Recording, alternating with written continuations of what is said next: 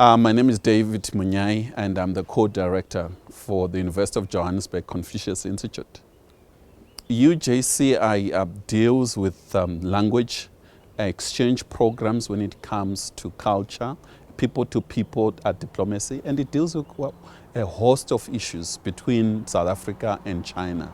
The history of Confucius Institute, I think they started in 2004. In which the Chinese government and institutions going globally, selling their own culture to the world, and they deal mainly with teaching people Mandarin, which is the main language in China, and understand the world. I think what it does is it helps relationship between China and the world. And in South Africa, we have 5 Confucius Institutes. Africa-China relationship goes a long way. China helped Africa in a number of areas, and Chinese also helped Africans, particularly in political arena. During the liberation struggle on the African continent, the Chinese did indeed assist in the liberation. But the relationship is going far beyond the political. It's also going in the economic arena. And as you are aware, there's a lot of activities when it comes to infrastructure development on the African continent, and a number of other areas in terms of Africa's own development.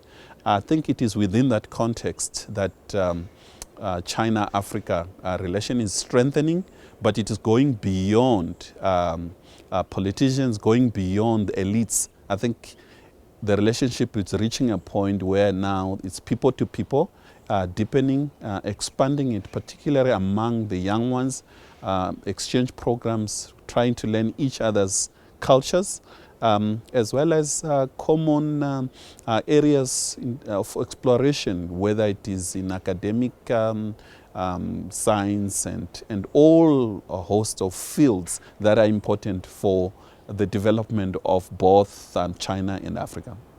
UJCI will expand in business, in tourism, in a number of important sectors such as infrastructure development, development financial institutions, and try to have activities between Chinese universities, Chinese scholars, and UJ and African scholars, exchanging views, as well as programs, seminars. I think with time we're going to have joint degrees.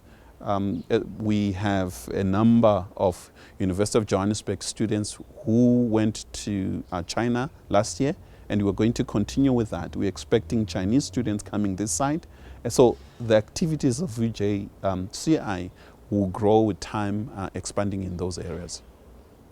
UJCI is much more an Afrocentric institute. That is, it is looking at the continent, the African continent, much broadly, and look at some of the challenges that the African continent faces, and see to it within China development since 1980. To what extent does Africa learn, and what are areas we don't have to learn from China as Africa pursue its own developmental agenda. So I think this will be the main focus of our research, tapping on work that is already being done at University of Johannesburg, an excellent university in South Africa and African continent.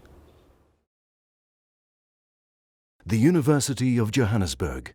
Rethink, reinvent.